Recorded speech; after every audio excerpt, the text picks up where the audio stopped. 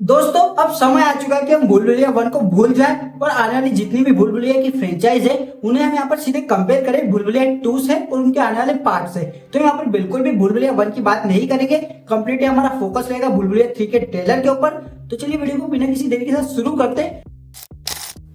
भूल भुलैया 3 का ट्रेलर वापस से एडिट किया गया क्योंकि सिंघम अगेन का ट्रेलर देखने के बाद मेकर्स को थोड़ा सा डर लगा कि हमारी फिल्म का ट्रेलर अच्छे से वर्क नहीं करेगा, हमें थोड़ा सा वेट करना चाहिए। और अब जो री एडिट होकर ट्रेलर आया है क्या वो इतना अच्छा है कि इम्पैक्ट डाल पाएगा? आप तो डर गए। तो दोस्तों भूल भुलैया फ्रेंचाइजी के फर्स्ट पार्ट को हमें भूल जाना चाहिए। अब जो भी मूवीज आ रही है वो सेकंड पार्ट के टेम्पलेट को फॉलो कर रही है। उसी टेम्पलेट की अगर हम बात करें तो भूल भुलैया 3 का जो ट्रेलर है ना वो काफी डिसेंट सा ट्रेलर है। ना ही तो ये उतना बुरा हो पाए कि इसके ऊपर रोस्ट वाले वीडियोस बन पाए और ना ही ये उतना अच्छा बन पाए कि इसके ऊपर बहुत ज्यादा पर बात की जाए। अगर हम बात करें भूल भुलैया 3 के ट्रेलर की तो 3 मिनट 51 सेकंड लंबा ट्रेलर है। उसमें कई सारे कैरेक्टर्स, स्टोरी, बैक स्टोरी, बहुत कुछ दिखाने की कोशिश की गई है। जो कुछ चीजें वर्क कर रही है, कुछ चीजें बिल्कुल वर्क नहीं कर रही है। अगर कुछ चीजें वर्किंग की बात करूं तो वो इसकी कास्टिंग। माधुरी दीक्षित, विद्या बालन जैसी काफी अच्छी कास्टिंग दिखाई दे रही है, लेकिन उसके ऊपर उतना अच्छा डायरेक्शन नहीं दिखाई दे रहा है।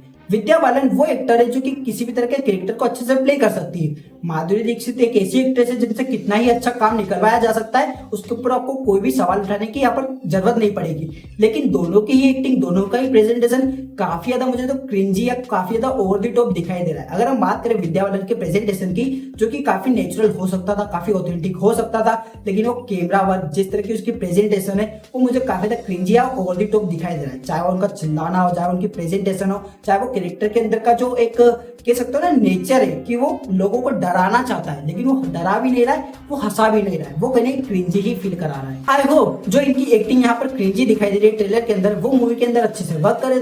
दोनों ही एक्टर काफी अच्छी एक्टिंग करे और मूवी के अंदर एक जान डाल पाए। क्योंकि अगर हम बात करें कार्तिक आर्यन की तो कार्तिक आर्यन कहीं पर भी बुरी एक्टिंग या बुरे डायलॉग्स नहीं डिलीवर कर रहे, उनके डायलॉग्स ही गंदे लिखे गए।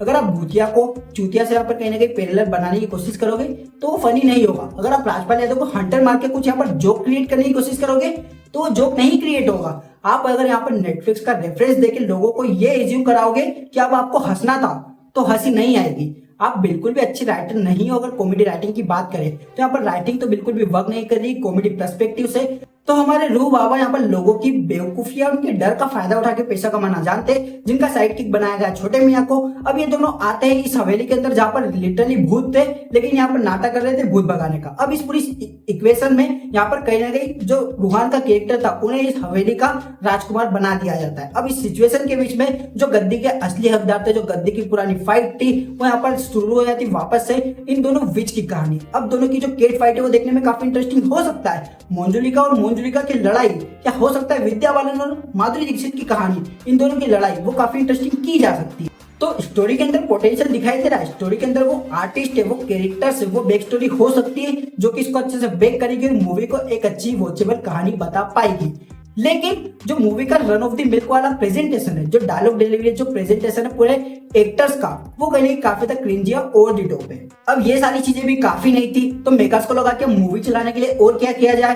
तो उन्होंने सोचा कि तृप्ति डिमरी का आज के टाइम में जो फैंडम है, जो कहीं ना कहीं उनकी एक ऑडियंस बन चुकी है, उनका यूटिलाइजेशन करने के लिए हम इन्हें और थोड़ा सा ऑब्जेक्टिफाई कर देते हैं। तृप्ति डिमरी का जो प्रेजेंटेशन है, अब ये पूरे मेकर्स इसको यूटिलाइज कहीं ना कहीं एक्सट्रीम पॉइंट पर जाके कर चुके, जो कि मुझे नहीं लगता कि बिल्कुल भी सही डिसीजन है। तृप्ति डिमरी एक ऐसी एक्ट्रेस है जो कि काफी अच्छी परफॉर्मेंस डिलीवर कर सकती है, उनके अंदर एक्टिंग कैपेबिलिटीज है, लेकिन जो उनका नाम खराब कर दिया गया ना डायरेक्टर मेकर्स ने, जो उनको कहने के इस तरह के रोल करने पे मजबूर कर रहा है। वो अच्छी एक्ट्रेस है लेकिन उनको अभी भी ऑब्जेक्टिफाई किया जा रहा है हर मूवी के अंदर, जो कि विक्की विजय का वो वाला वीडियो बेड न्यूज तक ठीक था, लेकिन अब बहुत ज्यादा ओवर द टॉप हो चुका है। स्पेशली भूल भुलैया जैसी फिल्म के अंदर, जिसको चलाने के लिए आपके पास सब कुछ चीजें, फिर भी आप इन चीजों का इस्तेमाल कर रहे हो। तो मेरे लिए तो प्रेजेंटेशन बिल्कुल भी वर्क नहीं किया। अब ये तो हो गई ओवरऑल बात, लेकिन अगर हम बात करें इसकी समरी की तो ट्रेलर क्या वर्क करता है?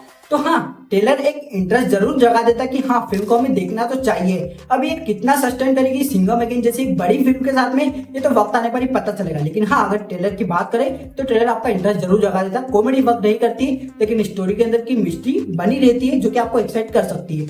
अब आप मुझे कमेंट में बताइए कि सिंघम अगेन का ट्रेलर या भूल भुलैया 3 का ट्रेलर आपके लिए क्या बेटर तरह से वर्क किया और किसको देखने के लिए आप एक्साइटेड हो। मुझे कमेंट में जरूर बताइएगा ताकि हम आगे और भी वीडियो में मिलते रहे। चलिए बाय। Okay.